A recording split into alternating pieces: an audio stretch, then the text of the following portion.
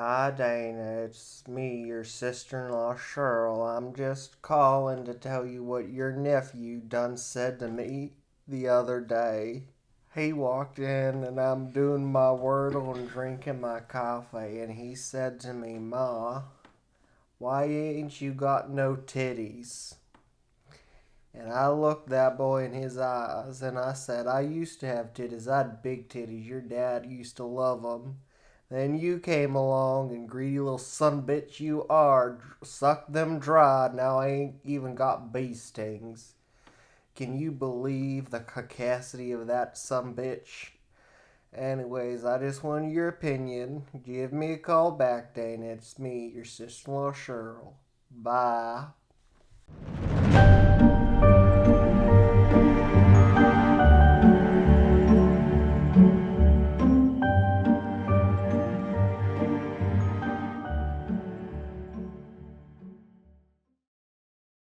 Do you think Cheryl enjoys a bee sting cake?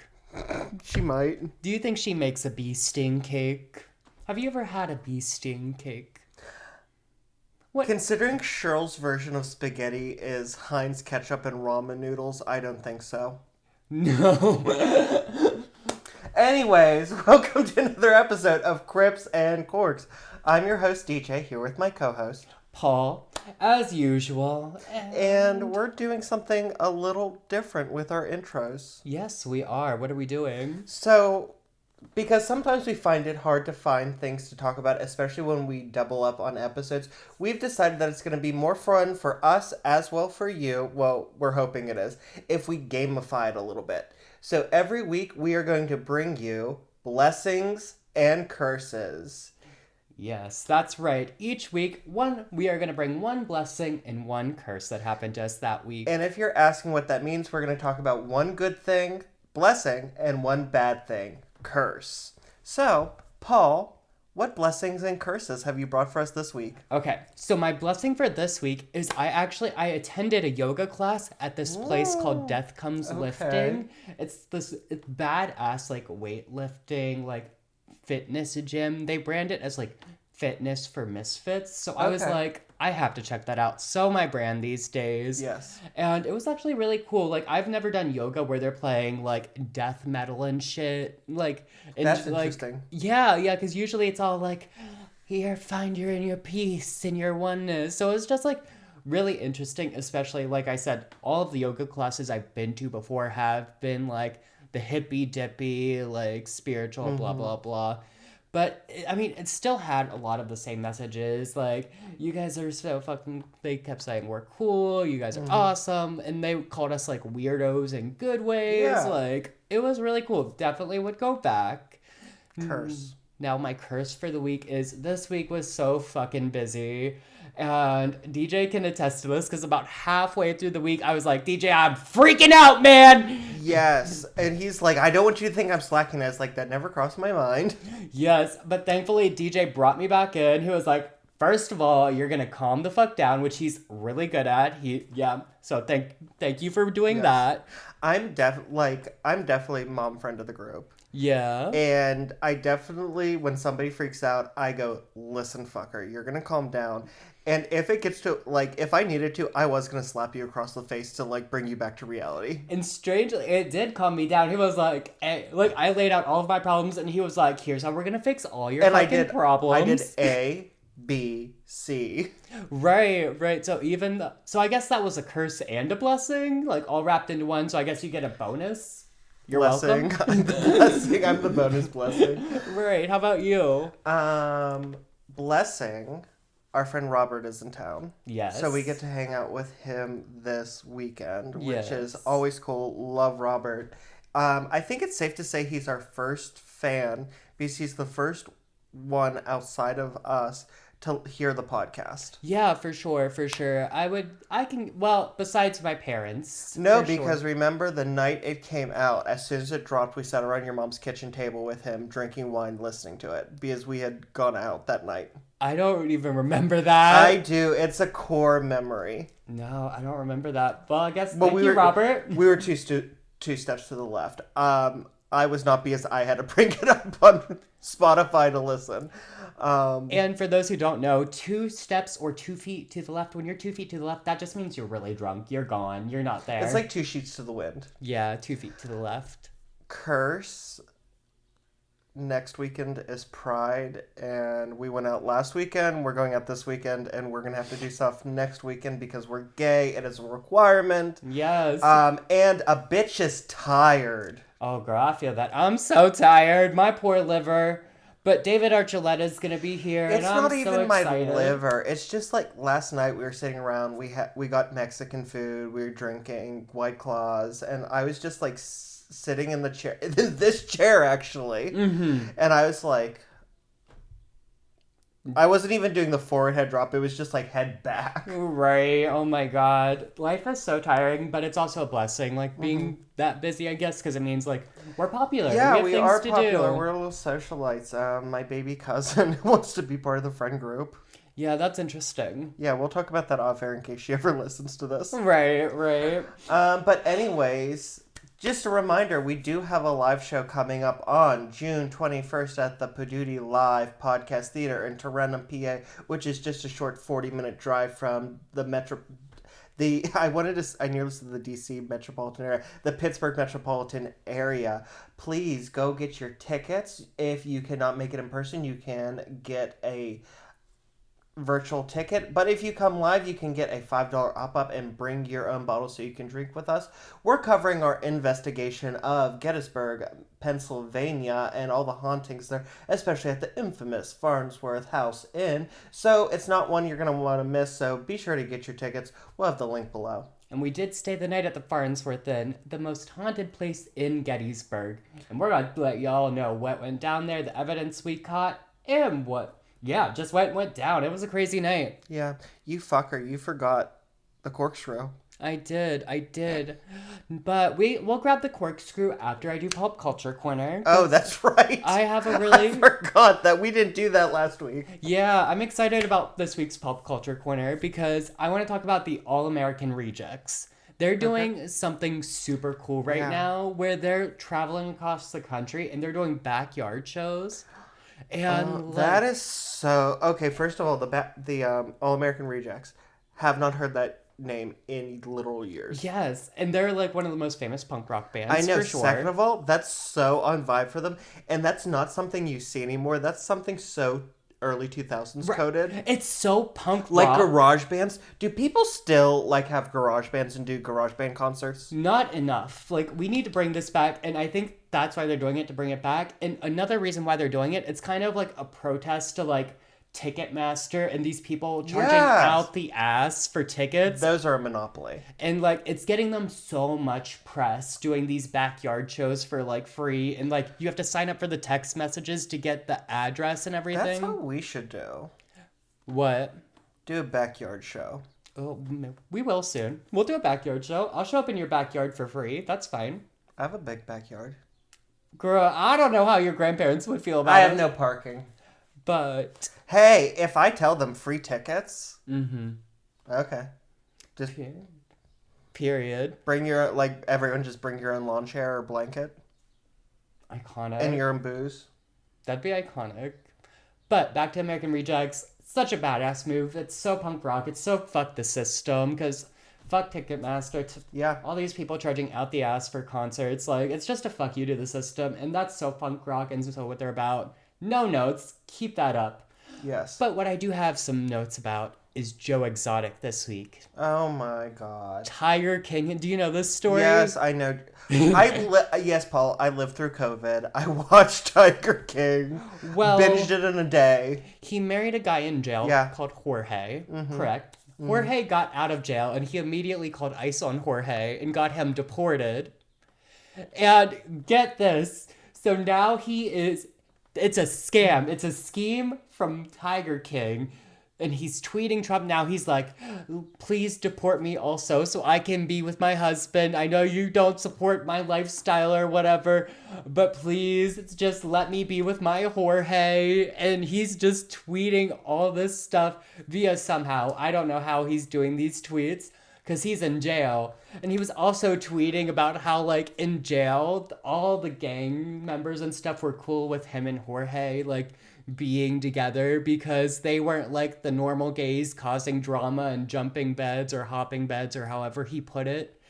But honestly, it was a scheme for when Jorge got out for him to get him deported so he could tweet Trump and be like, please deport me too. He's trying to get out of the U.S. judicial system and get deported to Mexico with his husband, which isn't going to work. I don't know why he thought it was going to work. Mean, you would think that Joe Exotic, who's been tweeting at Donald Trump right since 2020 for a pardon. Right. And you know what? I'm kind of shocked. It's very off-brand for Dipstick because I'm not going to give that man the satisfaction of mentioning his name. 47, the president. He's Dipstick. Yeah. It's very off-brand that he didn't pardon Joe Exotic and then make him, like, commissioner of American Wildlife. That would be so... That's so on-brand. That would be so That's on-brand. so on-brand, and you can't tell me. That would be so funny. Probably because, I mean, to keep it on brand, like, he has to give it to Kristi Noem, who shot her dog. Jesus. Right, that's tea. What a crazy... So it's either Joe Exotic and it's... Anyways. Anyway, I guess hope you and Jorge get reunited one day, Tiger King. I guess, even though, like, you're crazy and doing crazy things. Good luck, maybe? Well, not good luck. I don't know. Love is love is love, I guess. Love is love is love. I hope you get some psychological help, Joe. Yeah, he needs something. You need something. Something. It's just so funny picturing him tweeting from his jail cell. Please, Trump, I've supported you for so long. No, Please he's support not. me. He's not tweeting from the jail cell. No. He's in the library on X for web browser. Right. And you know he's probably PLEASE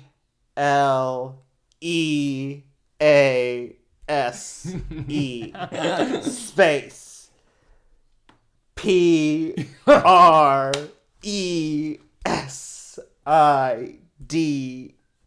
Okay, you dragged it out. Get to the punchline. That's the joke. That he's typing with one finger. Period. Yes. It was just so funny to picture. What a crazy And you know when you're in jail, you have time to type that slowly. Right. Well, he's not doing anything else in jail. His lover boy's gone, so... Yep. His husband's gone. Well... Hey, hands are good for more than one thing. Exactly. Now we will take a quick commercial break to go fix my wrongs for getting the wine opener for the alcohol corner. We will be right back. Howdy, y'all. It's your girl, Judith Marie Dupree Supreme at large.com. Coming all the way to you here on this good old internet on this God's good day to tell y'all about special events coming up in today's community, okay? So first, let me introduce myself a little bit. First of all, woman of God, okay? Woman of God. Second occupation, Mary Kay salesman. Second best Mary Kay salesman this side of the Susquehanna. Can I get an amen up in here? Amen. Let the music play. Okay, period. Now, my full-time profession is a full-time wine mom, okay? So, I almost forgot to tell y'all the most important one. I am your current reigning woman of a certain age, rhinestone cowgirl at your local dive bar. Okay, so come on down and buy me a couple of drinks and I'll show you what the rhinestone women of a certain age are all about. Can I get another amen, please? Thank you. Hallelujah. All right, so I have come all the way to tell you about the next Crips and Quirks live show all the way down there in Tarentum, just right outside of Pittsburgh, Pennsylvania. Sounds like a faraway land, just like heaven is, but trust to believe, honey, it's just right around the corner. Just go take a drive. Go see the live show. Those little God-fearing gay boys went all the way down to Gettysburg, okay? They saw the Lord down there. They investigated. They saw the spook. They saw the demons. They exorcised the demons. And they're here to tell you all about their experiences they had at Gettysburg, okay? Now, do not forget, even though this is a God-fearing podcast with some God-fearing gay boys, There is BYOB tickets available, okay? The Lord will look the other way when you're pouring yourself that beverage at that good old event, hearing about them ghosts from those good old gay boys, okay? At large, Supreme Dupree. So go ahead, get your tickets. And don't worry, y'all. If you're feeling the power of Christ, you're feeling the power of the Lord. He's overcoming you. And you want to see this live show with these little gay boys, okay? All you gotta do is go on to the website. The link is down below, okay? And you can get your online tickets. You can feel the power of Christ that was in Gettysburg with those little gay boys online, okay? You can feel it in your soul, in your spirits, okay? In your waters, in your dryness, and whatever you got going on, you will be feeling it. Alrighty, okay. So go ahead, go get your tickets. It's Saturday, June 21st, okay, at 7 p.m. And don't worry, if you get your online ticket, the event is good. Well, the link is good for the whole entire week. Can I get an amen? So if I've got to praise the Lord on Saturday into Sunday morning, I don't got no time to be watching it that Saturday night because it's the Lord's night. But to be fair, every night is the Lord's night. I can watch it any day that week, okay? So only $5. Go ahead on down. That's just a side of chicken at the Cracker Barrel, honey. Okay. All right. I gotta go give a sermon about some godly gay boys who are doing some wonderful things. Okay, I'm gonna get out of here. I'm gonna go contemplate Gettysburg, and we're gonna go come see me at the Gettysburg show with the little gay boys. Woo! Get your tickets now. Back to those God-fearing gay boys. And we're back. Like always, I cleaned up Paul's mess. Yes, I appreciate it. So this week, we have a very unique wine, I would say. So this wine is Bon Terra. It's a Cabernet Sauvignon. Thank you. Have we had a Bon Terra before? That name sounds so familiar, doesn't it? We probably did. Now, it's made with organic grapes, and it's California 2022. Can I see the label? I think this is like the same brand as that Ladybug wine that we had that one time. That would make sense.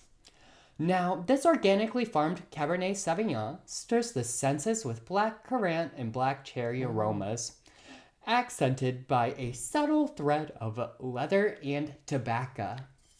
Tobacco. Yeah, tobacco, as my ancestors would say. I'll let you do the honors. Instead of you city folk calling it tobacco, now my tobacco.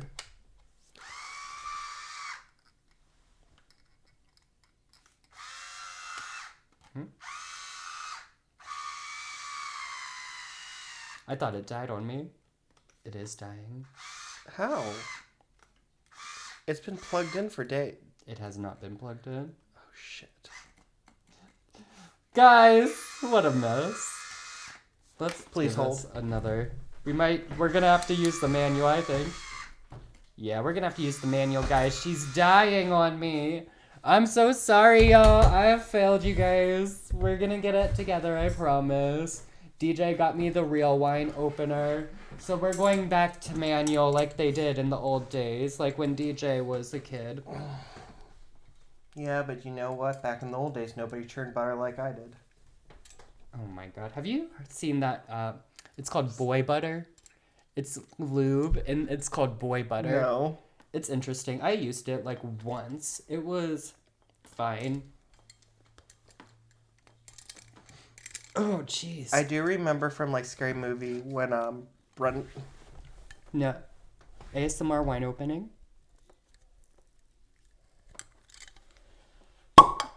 That was a good pop. That was a good pop. Ooh, this smells really interesting. ASMR pour number 1.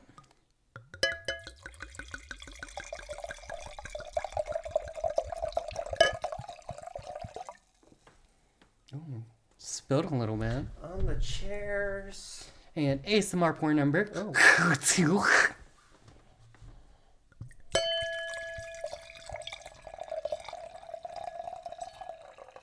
Wow. So pretty. Okay. Cheers.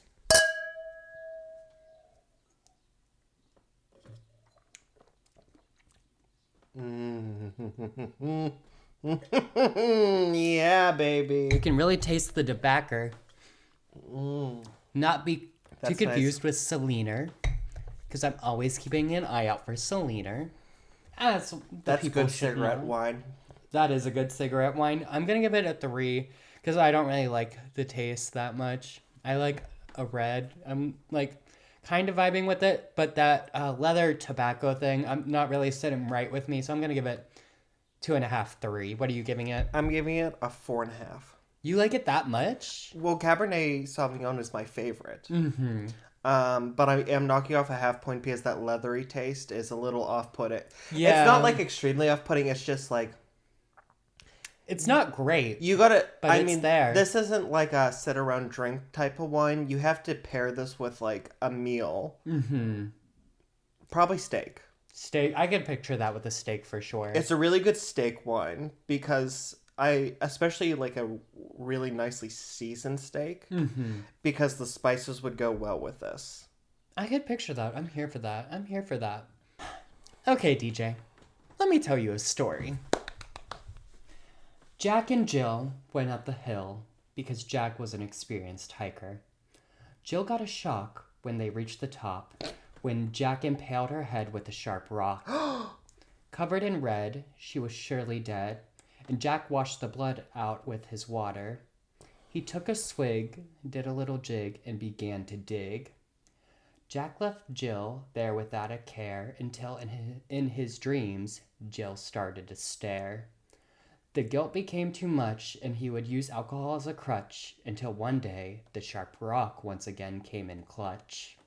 Now Jack and Jill eternally go up the hill and forever relive the horrors Jack instilled. Today, we are talking about souls who have been lost in the woods. On part 2 of our infamous Lost in the Woods series, we will be traveling to Mt Rainier National Park in Washington State to tell the stories of people who have been haunted by, and some even succumb to, this mysterious place. I have thoughts on that intro. First of all, fuck yes. I think that was the best intro either of us have ever done on this. Thank you. Second of all, what AI did you use to write that poem? It's all up here, baby. No way you rhymed that entire thing. That was too good. Thank you. It's I could all up not- here. Oh my god. No, I do have to admit, I was inspired by that old drinking cheers. What is it? Jack and Jill went up the hill. You mean the nursery rhyme? No, Jack and Jill went up the The hill. hill to fetch a pail of water. But Jack fell down and hit his... there's a dirty one where Jack and Jill went up the hill, but Jack got a shock and a mouthful of cock when he found out Jill's real name was Randy. It's kind of very transphobic. Oh. But I was kind of inspired by that. Well, if it's... It is transphobic. We're not transphobic. Yeah. We love trans people. Protect the dolls. We love the dolls. I know. We're not going to get into the semantics of that, but that was very good. I'm intrigued. Thank you. So as I said, if you remember from our last Lost in the Woods series, we did focus mainly on Lake Missouri, the other end of the country. So now we're doing Mount Rainier in Washington State, focusing on the whole other end of the country. And as I was doing research on Mount Rainier, I realized Mount Rainier itself is just such a haunted place and such a spooky place. I'm probably I'm going to get into it more, but I'm most likely going to have to do a whole episode on just Mount Rainier itself apart from this because there's so many stories. But you've heard of Mount Rainier before, yeah? Mm-hmm. Period. Let me tell you a little bit about it. Big, beautiful fucking mountain. It's an not active, but it is a volcano. I apologize. Big fucking beautiful volcano. That's why I thought you said you illiterate fuck. Fuck yeah. So Mount Rainier and Mount Rainier National Park is an active volcano and is the most glaciated peak in the contiguous USA. So I guess it is an active volcano. It boasts both mountain peaks and wildflower fields in the summer months. So there is the duality of icy peaks and warm fields with hiking trails cutting through them in the park. Is this where you can walk a path in 1 minute like you're in a spring field and then suddenly you're in the snow? That's kind of what it looks like. Let me show you a picture of what this place looks like. Because, like, isn't that place so beautiful? You see the green fields and, like, the mountains with the snow peaks. Yeah, like, this don't look real. Like, it looks like... It looks too good to be real, right? It looks so like beautiful. It looks like one of those preset screensavers. Right. When you buy a computer. Right. So I guess it's not a surprise that over 2 million people visited a year, right? Oh. So this was actually the 5th national park to be established and hosts over 280 species of wildlife. Fuck yeah, Teddy Roosevelt. Now, it does sound like a beautiful place, right? The place you want to be, the place you want to visit if you're ever in Washington State, right? A nice place to escape the city, kick off your shoes, crack open a beer, and explore your buddies' bodies, right? Well, wrong! Because over 400 people have gone missing in the park and never returned home alive. Hot. Now, let's talk about one of those people. Eric Lewis. My name is Lewis. What's that from? The Target pumpkin guy. Oh, that's Skeleton. I love yeah. Lewis. My name is, that is funny. Oh my gosh. So, Eric Lewis was 57 on Thursday, July 1st, 2010, when he went on a mountain climbing trip on Mount Rainier with his friends Don Storm Jr. and Trevor Lane. The 3 men were experienced climbers, and Eric had actually made the climb 8 times before this. So, this climb was not out of the usual, and the weather forecast was looking good, right? So, they were climbing the Gibraltar. I am so sorry. I am pronouncing that completely awfully. You pronounce it correctly for me, please. Gibraltar. Gibraltar. Yeah, hard G. Well, they were climbing the Gibraltar Ledges, which was actually the first route to be summited of Mount Rainier and was established by Hazard Stevens and Philemon Beecher von Trump in 1870. Huh? I'm not sure if he's related to the Trump or if it's like von Trump is like a different person. Well, in German. Or family. So von means from. Oh. But normally so von denotes like nobility. Mm-hmm. Which the reason and Trump gets mad about this, but they were never von Trumps because it was never nobility. It was just like Trump. Oh. T. But anyway, so basically this was the first trail to be established, and this is actually considered the standard winter trail. So, if you're going to summit the peak in wintertime, this is the trail you would take. It's just the standard trail. Yes, everyone like would take. when we talked about in Dyatlov Pass, there's standardized trails for every season. Right, exactly. So, now right off the bat, as they began their climb, they noticed that even though the weather forecast was good, they saw clouds approaching. Now, the climb started at 10,000 feet as they camped there the night before, and the 3 men would tie themselves together with climbing rope and harnesses. So if one of them fell, they would be attached to the other 2, and also so none of them would get separated from the group, okay? And this is a common practice. Now, they tied themselves in kind of a line, so Don would be leading, right? And then Trevor would be in the middle, and Eric would bring up the rear. So, the trio made it to 13,000 feet at mid-morning, and the weather had turned bad, making visibility conditions bad through wind and snow. They took a break and drank some hot coffee and regrouped before continuing on. As they made it to 13,900 feet, the conditions were so poor the wind made it hard to communicate, so they actually had to use hand signals and rope tugs to communicate with each other. This is giving Dyatlov Pass. Right. A little bit, yeah. Well, yeah, because it was cold there and shit and poor conditions, all that stuff. Now, the difference here is they didn't take a wrong turn. Now, Don would stop at 13,900 feet to assess things and take a break, and Travis joined him. They tugged on the rope twice, and this tug on the rope twice was basically asking, like, their signal. Right. They're stopping, making sure he's fine. But the rope was, like, kind of loose. It wasn't as taut as it should be, right? Oh.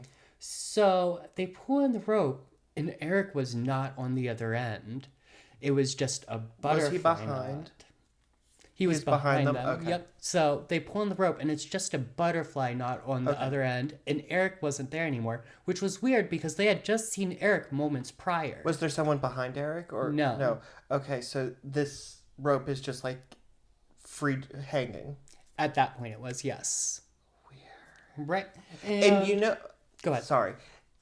If somebody like, because don't you tie it around your waist? Yeah. So, it's attached to like a harness. Okay. Like a clip kind of. But still, even with that, I mean, like, if I'm going to take it off, you're going to feel it Right. Exactly. really moving as I try to get it off. Exactly. And also, let me explain a butterfly knot to you real quick, too. Because Yes. a butterfly knot is a very deliberate knot. It's not something like, oh, my rope's tangled. Oh, there's a butterfly knot by accident. It's a very deliberate knot. Well, yeah, knots So- in general are very distinct from tangling. Yeah. And the butterfly knot is actually a securing knot that can be used as an attachment for gear, or it can be used to tie two ropes together that got cut, or isolate and fix damaged areas of ropes. So again, a very deliberate knot used to like. Do you have a picture of fix butterfly rope. note? No. I know, but I can pull one up for you real quick. Yes, please. Do do do do do do do do. I should have pulled it up on do my... do do do do do do do do da da. Will we keep this in? I'm not sure. Maybe I'll let you guys hear my beautiful music. Depends how long this episode runs. Okay. So that is what a butterfly knot looks like, Okay, I and there's guess. like a little loop at the end. Yeah, the okay, loop. yeah. Mhm. Okay, I see. It's one of the many basic knots. Okay. So, Eric's gone. The two looked around for clues for Eric and could find none. After searching, they decided to descend the mountain a little bit to see if they could find any clues, because Eric was behind them as they were going up. So they were like, maybe he's like down there somewhere. So they decided to descend, but did not find anything. So they went back to the original 10,000 feet, and they alerted park rangers of the missing person, of Eric being missing. So, after this was reported, the climbing ranger and two guides went up looking for him late in the day, the same day he disappeared, but they didn't find anything. Now, the next day, the search expanded to 40 people and even helicopters. Now, eventually, the searchers found Eric's backpack, climbing harness, and a snow shovel at 13,600 feet in a small snow cave. Now, one thing to note is when they found the snow cave, they've noted how deliberately it was done and how, like, whoever did it knew what they were doing. They didn't seem out of sorts. Like, it was a very well-made cave. So people who might say, like, maybe Eric got confused and lost because of hypothermia. No, it almost sounds like he was like, where is everyone? Like, I can't see them, went to tug the rope, realized the rope's not there, and was like, I'm just gonna make a cave until they come back. Right. Which is totally, like, survival. Like, they're gonna come back for me. Like, they're together. Like, it's gonna be pointless for me to try and follow them. Right. Like, that's a very clear, well thought out, logical survival thing. Also, like, staying put and not wandering too far away from the trail. Like, it really, if you think about it, like, Yes. staying put where you are and not wandering too far off is a very smart thing to do, Yes. especially if you just get separated from And when someone. there's no visibility, you don't want to keep going, because if you lose the trail, you're lost. Right. Which, as I think about this, I'm going to teach my kids that if they ever get lost in the grocery store, just stay put. I will find you. Don't come find me. Exactly. Now, what's weird, they did not find his sleeping bag, tent, food, or down jacket, which, if you don't know what down jacket is, Yeah. it's used to protect... It's used to protect from, like, high winds and keep you warm the and big everything. heavy jacket, yeah. So those things were missing. Another weird thing about this cave is they saw footprints going into the cave, but not leaving it. I hate that. So it's hate that. almost as if he went in, but never came out. Oh. But where could he have gone? Oh no. Okay, so after 3 days of searching, they scaled back the operation, not finding anything else, and weighing the likelihood of finding him versus the likelihood of one of the searchers getting injured, they called off the search because they didn't want anyone getting injured, and they're like, we're not going to find this dude. Yeah. He's most likely dead after these 3 days. He's missing essential supplies. Now, the three of them, not the three of them, the two of them who went up there with them, they would climb it multiple times and keep a lookout and try and find Eric again. And it was just like a general bulletin for a while to be on the lookout for this person. But Eric was never found. They never found his backpack, his... Well, they found the stuff that was in the cave. But everything else. Like the food, the sleeping bag, the tent. Nope. Nothing like that. Nope. I hate that. He was never located. So, Aliens. A big theory is, like, people think maybe he got, like, hypothermia and got confused, or, like, altitude sickness, because if you've ever been altitude sick, that can fuck with you. Yeah, but no, that's not how you react. Right, because, again, the very deliberate, thought-out cave that looked like it was done by an expert. Altitude sickness, you do something... I mean, maybe altitude sickness, you get yourself out of the harness. But you wouldn't then get a cave. You would just, like, start, like... The top's not up, it's to the side. Right. It's confusion, or you start taking your clothes off because... Especially with hypothermia. If it was hypothermia, you'd find, like, a clothing trail. Because as your body freezes, you suddenly feel like you're feverish. Right, So you start stripping. Exactly. And also you no longer have that logic to, like, tell you, like, no, like, keep them on. Because even really experienced hikers who experience hypothermia, when they hit that point, they'll start stripping and people have to be like, no, keep it on. Right. No, I know exactly what you mean. And honestly, I don't think it was that. Now, some people think that it might have been a suicide mission for Eric. Maybe he purposely separated himself and committed suicide on the mountain. Okay, but did he have any... Where's the body? A, where's the body? B, well, I mean, there's... The footprints to the cave. I know, but I'm just, like, trying to play devil's advocate here. Was he showing, like, signs of depression or suicidal tendencies before this, or, like... None of that was ever brought up, no, because he was acting normal at the campsite beforehand. They were, like, playing cards, doing their thing at the campsite where they spent the night beforehand, going up and everything. Which you can I mean, somebody somewhere would be like, oh yeah, he gave me his goldfish before he left. Right, but he didn't. Like, there's no, like, reports of him. There's lots of, like, unexpected, but, like, there's signs, like, there's little tells. Right.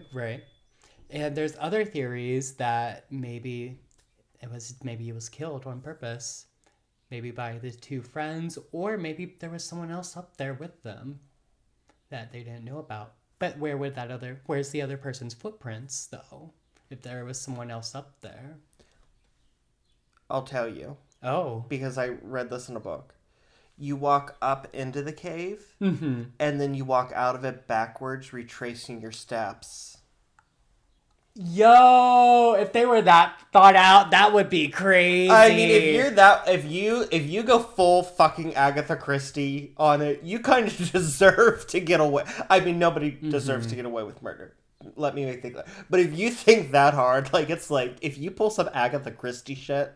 Well, there is, now that you bring it up, I did stumble across one theory that maybe he faked a disappearance on purpose, like faked his disappearance on purpose. He gone girled it? Yeah. But then, he left all of his money, like, good job, like... See, that only works if, like, you have to, like, start pilfering money away. Somehow, there's, like, I mean, if you're good enough, but there's, like, some trace, like, oh, like... not as much money was going, or like, like, oh, we did see this random power of, like, he was taking between $20 and $50 out of his pay every week, and we, like, can't find what he was buying with it. See, that would be weird for sure. But I mean, I guess if he's doing I mean, who knows? Maybe he had, like, a direct deposit where, well, no, because that would be on, I don't know. But how do you, like, where's the body? Unless he, like, was selling drugs and there was no paper trail, like, just all in cash, and he was pilfering that away, or, like, selling something stolen, like, where there's no paper. I don't know. Well, maybe he is just, like, happy somewhere, like... living off the grid. Maybe that's it. Or maybe he just disappeared into another dimension. Maybe. That could be. I mean, maybe he got taken by aliens. Because one thing about... Bigfoot. I was going to bring that up at the end, that Bigfoot, there are a lot of Bigfoot sightings at Mount Rainier, as well as UFO and alien sightings, as well as ghost sightings. There's also been reports of people like walking along trails and they hear footsteps behind them and they turn around and no one's there. And there's also this like picture. If you go on Reddit, there's this picture of a hooded figure on one of the trails. Easily be faked. But also like Dyatlov Pass. I showed you that picture of the random creepy figure. Oh, really? I know it was a while ago and we were pretty I don't remember that, but yeah. We're gonna have to. I think I deleted those pictures. Now, really quick, so I really quick want to thank the What Lurks Beneath YouTube channel and Strange Outdoors for being my sources on this one. Now, next I have another story, and this is actually a Reddit story, and it's from Valerian Lady on Reddit, okay? And this is a pretty famous Reddit story about Mount Rainier, and I'm going to get into the fame of it all and stuff after I read it, but I thought this was such a good story, so I'm just going to read it to you right now, okay? I was camping in the middle of nowhere in Washington near Mount Rainier. Like, not an official campground, just a way out in the forest where I wouldn't have expected another human for miles. One night, I wake up and hear something, open my tent, and there is a guy sitting by where my campfire had been right outside my tent. Nothing particularly noteworthy about the guy, just a fairly regular looking dude just sitting there a couple feet from my tent. No bag. Oh my god. That would be super scary. This is what women mean when they say they would rather meet a bear in the woods. Right, because that would be scary, just seeing some rando dude. And what do you say, like, hi, what are you doing? Like, how can I help you? You can't even scream, like, who's there to help? I'm so please continue, but I'm so freaked out about this. So, again, nothing noteworthy about the guy, just a fairly regular-looking dude, just sitting there a couple feet from my tent. No bag or pack or anything with him. Just a guy. He saw me open the tent. His eyes got huge like he had just seen a ghost, and he took off. It shook me up pretty badly, but over the next day I managed to put it out of my mind fairly well after writing it off as just some odd occurrence and a guy that was probably high or something and had managed to set up a camp coincidentally not far from mine. Or also it could have been like a guy who was like hiking. Maybe. And just playing devil's advocate. He was hiking and he didn't want to set up camp, but he wanted to rest, and he found like this camp, and so he's like, I'm gonna chill here because if somebody's in that tent, like, it's safe here. That's an interesting and then when like she came out, it was like, oh fuck, I like didn't mean to like disturb her. That's an interesting theory, but I'm gonna disprove it now. Yeah, please. Then 2 days after that, in 10 to 15 miles away in totally random directions that nobody could take the same path as on accident, I was sitting by the fire that night and started hearing noises that I got more and more convinced were a person. I called out to them, and out of the darkness, someone was like, "Do you know how to get to Bell's Canyon?" I said no. I don't even think that's a real place there. They kept talking from just out of my line of vision. I tried to see them with my flashlight, but they yelled, "Aim that away," and kind of spooked and not wanting to piss off a potentially crazy person, I did. After like 15 minutes of me being very freaked out and them talking and asking completely random questions from the darkness, it sounded like the voice had gotten closer, so I shined my light that way again. And it was the same dude who had been outside my tent 2 nights before. He had to have followed me almost 15 miles over 2 days because there is no way he could have just accidentally wound up in the same spot as vast as that wilderness is. No possible way. As soon as my light hit him, he took off again. I started to chase him, but didn't want to get lost in the wilderness in the dark, so stopped quickly after, probably only 100 to 200 feet. This one couldn't be written off because the only way he could have been in both places is specifically if he was following me. I decided the trip was very over first thing in the morning and hiked back out over 3 days, constantly doubling back trying to throw anyone following off my trail and occasionally hiding and waiting to see if he would come by following me. I really can't describe how terrifying it was to feel like I was being hunted through the woods and to actually have to brainstorm on things I could do to best avoid potentially being murdered. On the first night of hiking out, twice I heard what sounded like a person walking circles around my tent, but by the time I mustered the courage to look at, nobody was there. On the second night, I heard what I thought was an animal making noises at first in the distance, but slowly decided sounded more like a human making animal calls. But could have actually been an animal, but I didn't actually see the guy, but it really sounded like a person making howling noises. I literally almost cried when I finally got back to my car. The relief was so strong. To this day, probably the most terrifying experience I've ever had. I had no idea who the guy was or what his intentions were, and no way of getting an explanation, but I really can't articulate just what a terrifying few days it was. Do you know what that's giving? What? That's giving like what happens in the Appalachians. It very And like much windy is. boys. Windy boys, and also feral people who live in the mountains. Oh, please, oh my God. And what if I told you there's multiple stories like this of people who have encountered this man and also like people going missing in the same area?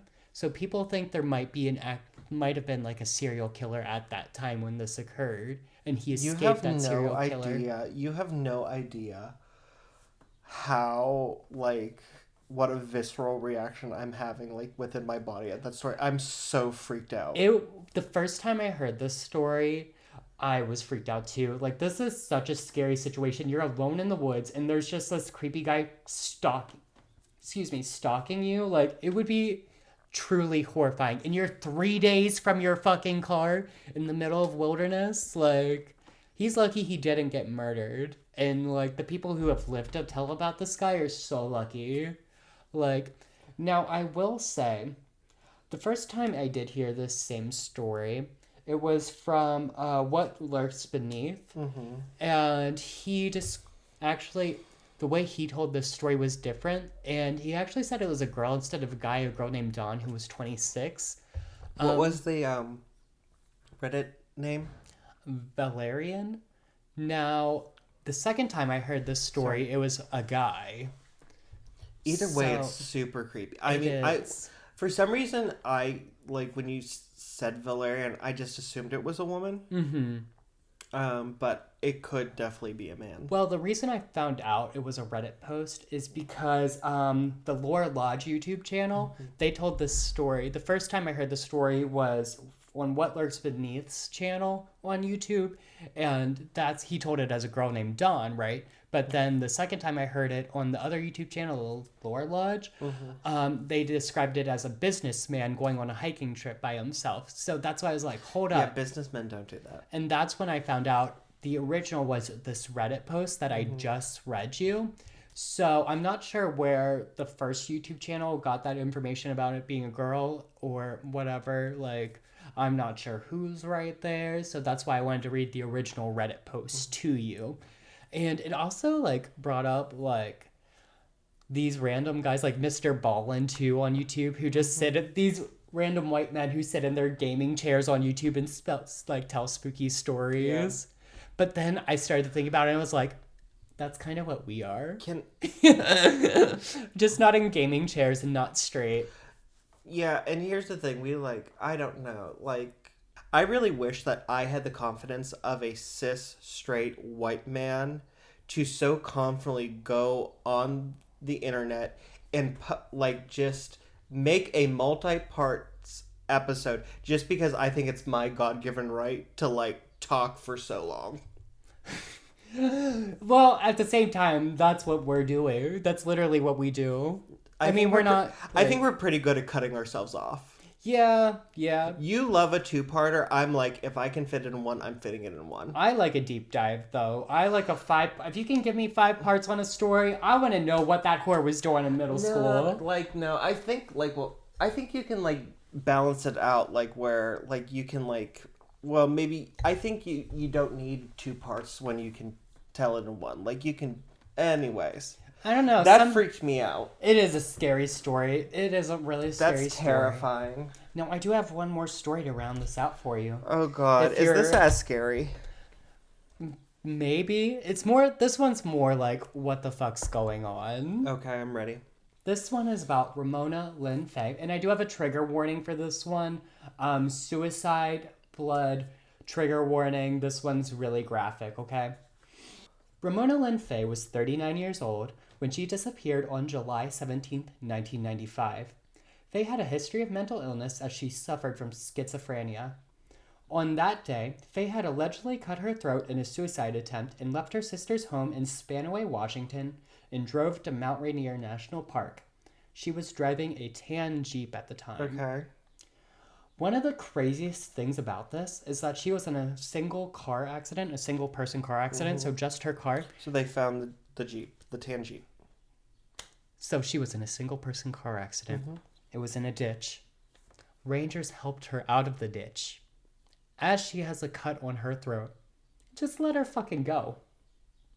This lady has a cut on her throat, car's in a ditch, and I'm not sure how deep the cut was, where the cut was on her throat, but enough that the Rangers just let her go after this. Yeah, I think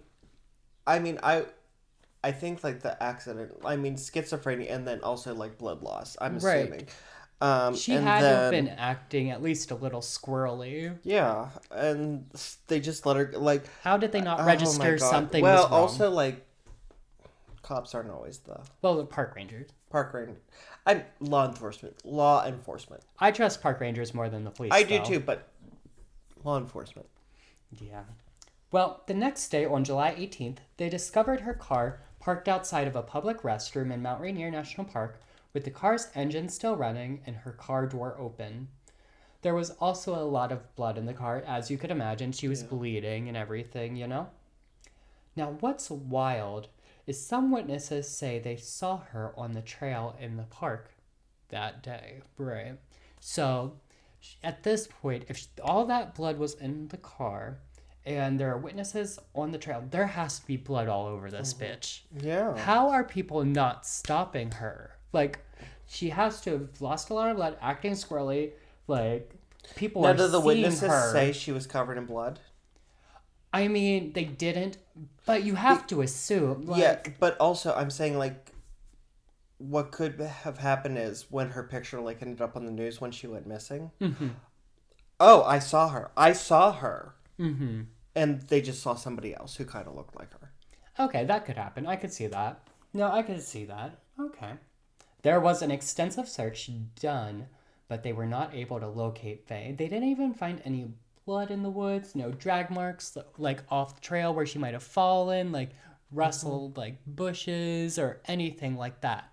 They didn't find any evidence of Faye at all. Okay. Now, she's still missing to this day. Now, I will shout out the Sharing What YouTube channel because they did find an interesting connection to an unidentified missing person found about an hour and a half away in the park from where Faye was discovered. It was discovered by someone walking through the woods, and by that time the corpse was basically a skeleton, and they identified the skeleton to be a female that died between 1986 to 1997, which is exactly when she went missing. Yep. But what is most interesting about this is that the person had a healed fractured femur, and Faye had a scar on her leg, potentially from an injury that maybe fractured her femur, you know? Could she... So, that's basically the story. She's missing no evidence, cut her throat, like, she's bleeding, there's blood in the car, it's still running. I mean, they didn't even find any evidence of her in the restroom. I have a theory, though. Okay. Now, the place where the unidentified body was found, it was about an hour and a half from where the car was. What if she hitchhiked with someone, got spooked in the car for some reason, got out of the car and started wandering through the woods there? I like that idea. That's very plausible. Or, I mean, this is a paranormal podcast. There's something paranormal about hitchhiking. Do tell. What about that? What about that? It's spooky. Spooky. Yeah, it's spooky. And also, what if? This entire area sounds haunted. What if?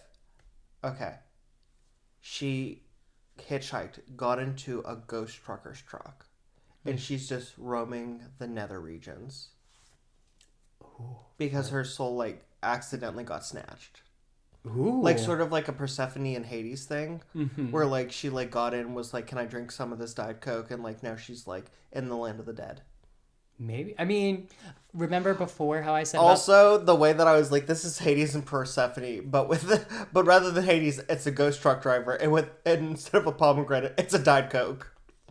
Okay. I don't get any of that, but because I don't know the lore of Persephone. Okay, maybe that will be my next episode. I'll do like the mythos of Persephone. Period. But like I said, it is a paranormal podcast. And you remember that hooded figure I brought up earlier? Yes. What if she got snatched by the hooded figure? She could have gotten snatched. Or maybe that hooded figure took her soul or something? Or maybe there's a satanic cult there and they saw this bleeding woman and saw a free, like, oh, this lady's already bleeding. Heck yeah, free sacrifice. Free human sacrifice. I love it when they just wander in here. We're gonna snatch them off the street. Right. Or maybe going back to active serial killers, maybe there was an active serial killer there. They saw an injured woman, picked her up, and she's in someone's basement. Or what if Bigfoot took her? I mean, we have talked about it on the podcast before about like Bigfoot snatching people just for funsies. Right, Albert Osman. Yeah, that Bigfoot family just wanted a pet human. Right. Or going back to the aliens, what if the aliens took her? Could be. There's a lot of things that could have taken her. But the theory I like the most is the hitchhiking, and she's probably that unidentified corpse. I like that theory the most. Again, shout out to that YouTube channel. That's probably the most plausible. Yeah. No. So that's what I like. See, the thing about, like, missing persons is, like, even though we're a paranormal podcast, like, it's almost scarier for ghosts not to be involved. Yeah. Honestly, because that means it was, like, a normal person just doing crazy shit. I mean, going back to the Conjuring house and what Andrea Perron said, her mother always told her, fear the living, not the dead. Mm-hmm. So. Now, that was my last story. But if you remember in the beginning of the episode, I said there's over 400 people who've gone missing in the park. So, we're definitely going to have to do another part of this, and we're definitely probably going to have to do a whole episode just on Bigfoot in the area and UFO sightings in the area. So maybe we'll do like a... Also, there's other cryptids. There's apparently a big... We're going to have to do like a mini... Maybe we shouldn't call this one Lost in the Woods. Maybe we should call this Mt Rainier. Mount Rainier Part 1. Yeah. We could do Lost in the Woods, Mount Rainier Part 1. It's a series within a series. No, Lost in the Woods 2, Mount Rainier Part 1. Oh my god. The miniseries.com. Oh my god. Jeez. .org. But there, just real quick, there is like this crazy cryptid I came across. It's like this huge ape-like creature people have spotted at Mount Rainier as well. There's like a ton of crazy shit going there, but... So like I said, we're going to come back to Mount Rainier. We have more to discuss. Those are just 3 interesting stories I've come across, and there's so many more. Do you have a favorite story out of those 3? That second one fucked me up. That second one is such a good story. I'm going to talk to you about it off air. Mm-hmm. Because, like, you know our plans. Yeah. And so, like, we've got to discuss some things. Yes. Now, I do have one last question for you, DJ. Yes. Smash or pass? The guy sitting at your burnt out campfire as you open your tent. Pass. Oh my fucking god. You're not inviting him in your tent you're not letting him explore your Bell Canyon? That reminded me. Wait, go ahead, say what you're going to say, and then I'll say what I was going to say.